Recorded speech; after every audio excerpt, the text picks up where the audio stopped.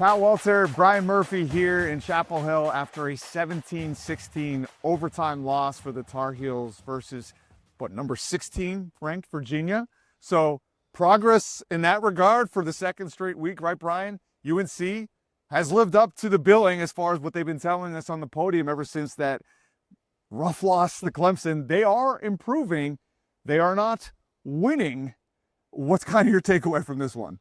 This was a chance for a signature victory for Bill Belichick in his first season. First win over a Power 4 team, first win over a ranked team, first ACC win, and it was there. Yeah. It was there for the taking. When they go back and look at the film, they're going to regret the turnovers in the red zone. They've got 5 red zone turnovers this year, 2 in this game alone. Kobe Pacer trying to make it into the end zone, fumbles. Gio Lopez throws an interception. Those kind of mistakes are a difference maker for a team that lacks the talent to blow anybody out. You cannot make those kind of mistakes. And it's hard to make it up either, right? Because this is 2 weeks in a row where the Cal game ends on the fumble at the goal line on what could have been the go-ahead, potentially game-winning score.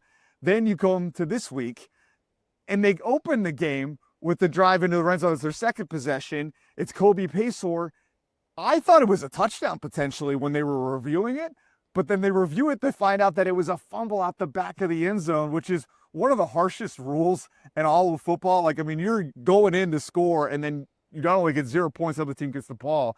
Just brutal. Maybe that's a conversation for another podcast, but for that to happen back-to-back weeks, essentially, and then here, this game ends at the goal line as well, where they decide to go for 2 in overtime, and Benjamin Hall just an inch short. So is the takeaway positive? It's clearly positive as far as how they are improving. The defense was spectacular. This team, Virginia, is averaging 500 yards per game. Chandler Morris has been one of the stories in college football, and they completely shut them down all afternoon. So at a minimum, there are things to build on. And from where we were a few weeks ago when it looked like this team, who had not been competitive at all in Power 4 football, looked like they were not going to win any ACC games. Right now we sit here and they easily could have won 2 ACC games in a row. Yeah, a couple of things to unpack there. I thought it was the right decision to go for 2. You've got an offense that really struggles to score. I wasn't thrilled with the play call, but I thought the decision-making to go for 2 was the right call. You'd like to see Lopez get that ball out of his hands a little quicker, give Hall a better chance, or maybe even run the ball. Also, you've got a left-handed quarterback. You put the ball on the left hash mark, and now he has to roll right. Just makes it a little more difficult for him. So a couple things I think coaching-wise you'd like to clean up on that, but I did think overall it was the right decision. The defense, Virginia had only allowed 5 sacks all season. They allowed 6 today. Melkart Abu Jaboudi, that is pretty good, better than me. That's not correct. That is not correct. But he had a fantastic game. 6 sacks for UNC. He had 3 of them. Yeah, they really got pressure on Chandler Morris when they needed to, and so I think the defense. The other thing I would say, they keep talking about progress. Bill Belichick, for all of his flaws, and I think we can question some of the decisions he's made about some of the staff that he's chosen, can coach football. Yes. There's never been any doubt about that. And to hear player after player come to the podium and say, I've learned more about football in the last 4 months than I knew my entire life, you can see the improvement that these guys are making. I think they're being coached well, but I do think there's obviously some talent issues, and then just a couple of mistakes a game for a team that this team has not scored more than 20 points against an FBS team, and they've not scored more than 18 against a Power 4 team. That's putting a lot of pressure on your defense, and that's probably going to be the way it is all season. I don't see that changing. Well, they're starting to have an identity, right? You talked about the pass rush this week. It was Melkart this week. I'm just going with the first name. We need to learn it because he was spectacular. Last week, it was Tyler Thompson getting the sacks in the pass rush versus Cal. So they clearly have an identity on defense. The running game has been pretty solid throughout the year. The passing game has really been the glaring weakness. And while Gio Lopez was able to move the ball today, it was very dink and dunk. And that's just not sustainable as far as when you need these 10 play plus drives to generate points. That's where something's going to go wrong, and it has. Yeah, interesting. They're using players we haven't even heard of. Yeah. Madrid Tucker, If you know who Madrid Tucker is, kudos to you. You're a diehard UNC fan. Had not played a single game this season. Was the leading receiver, 8 catches, only 41 yards, but had the most receptions. Jalen McGill, who had 1 catch all year, was seeing receptions and touches out of the backfield as a running back. They're continuing to find new playmakers, and I think that speaks to the fact they don't have enough. Yeah. I mean, they're using multiple running backs, not only Damon June, Benjamin Hall, Davion Goss.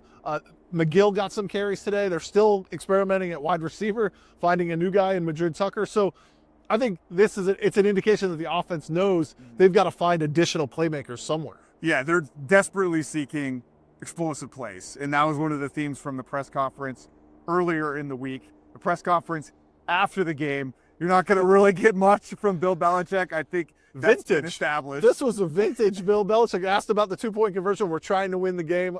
We all know you're trying to win the game. No insight into that thinking. I asked him about the play at the end of the game. Carolina's at the 49. They need maybe 15 yards for a field goal attempt, a legitimate field goal attempt. They instead try to go way down the field. Lopez is intercepted on a ball that Tucker almost pulled down, ends up getting intercepted, and you don't get the chance to kick the field goal. Asked him about that play. He said we were trying to get in field goal range. That would have put us in field goal range. A little bit different than a cross over the middle. But I think the team is certainly getting better. And to hear Jordan Shipp after the game talk about emotions in the locker room, people crying because, when you get blown out, it's one thing. But when you lose this close, I think it sticks with you. It hurts a little bit more. He said he was ready to go play Syracuse tomorrow. He clearly hasn't completely lost the team, right? I mean, that was probably the fear a couple weeks ago. There's the Clemson game, and then there's our reports, all the national reports that come out about kind of why the play on the field had been so bad, the divide in the locker room, the culture issues, the failure to kind of implement the NFL model. I think all those things and those points still stand, but what we've seen is that the team's galvanized a little bit around it. The team has gotten better since. We've seen that now 2 weeks in a row, because that was kind of my standpoint. It was like, okay, if you're going to get up on the podium and tell us everything's rosy behind the scenes when I know it's not, then we need to see it on the field. And to their credit, we have. And I think this has kind of changed, at least my standpoint going forward, where I probably would have told you, Brian, I would have bet that Belichick was not brought back for a second season, the way things looked, the way the momentum was trending. I mean, they still haven't won a game. They lost 4 in a row since the Richmond game. But, I mean, like we said before, they probably should have won 2 in a row. And these last 2 performances give me some optimism that they can win a game the rest of the season. And I think going forward, I wonder now, can they figure it out? Can they learn from their mistakes? Because the one thing Belichick has admitted that he did do wrong, or that they did wrong, was that early portal, right? That they're signing guys that they probably didn't want to sign. They're bringing in high school players that didn't have a lot of other Power 4 offers, and they had to make up a ton of ground in the spring. So do you kind of see the path now of patience where, like, next season, another round in the portal, another round of recruiting, they get the right players in, maybe this could work? I always thought Belichick was going to get a second season for 2 reasons. Money. Yeah. And because a lot of people in leadership positions at UNC have sort of stuck their neck out and really made this happen. I don't think they were ready to pull the plug after 1 season, certainly not for on-field issues. There are enough built-in reasons. You can talk about the portal. You can talk about the transition. What I would like to see as this team moves forward is difference in general manager. I think you've got to upgrade the talent acquisition process. I'm not saying you have to get rid of Lombardi, but there's got to be people with some college experience brought in there. And I'd like to see maybe some staff upgrades. There was extra money that was allocated for assistants that wasn't spent. Can you go get an ace recruiter out of the SEC? Can you get someone like a Brian Hartline, who has produced NFL wide receivers at Ohio State, and promise him a coordinator job? That may be reaching a little too high, but is there someone as a position coach at one of these schools that's at Oregon, at Indiana, someone that's killing it that you can bring in here? I just think you need to upgrade the staff a little bit. But as I said earlier, I think Belichick is coaching really well. I think these players are getting better, but I think you're starting at a baseline of talent that is certainly not as high as it was in the Mac Brown days. And so how quickly can you remedy that problem, the talent issue? That I think will translate into wins on the field. I thought for a while they may not get another win. I think these last 2 weeks are an indication that they will win at least 1, maybe 2, maybe 3 more games this season. Yeah, I mean, we'll see. I think you bring up a lot of great points there. I mean, going forward, like they've taken a massive step back in the hopes of taking a step forward. So I think all those points you just made about the things that they need to do, because just getting back to where they were was never the goal of this whole thing. The whole point of bringing him in was to take this program to another step, to get into the college football playoff conversation, to kind of not have those embarrassing losses that they had at the end under Mac Brown. And we're sitting here talking about a team optimistic for the first time in weeks, but put it in perspective, they have lost what? 4 in a row. They're 2-5. They still don't have an ACC win. They get Syracuse, which is a reeling Syracuse team. Lost its starting quarterback and hadn't been the same since then. They get a Stanford team that's not very good, quite frankly. They go to Wake Forest, and then they have Duke and NC State. I may have missed a game in there, but that's 7 games. They got 5 more, so that's the whole schedule. Those are all games. I think if you're a North Carolina fan, you say we can and should win.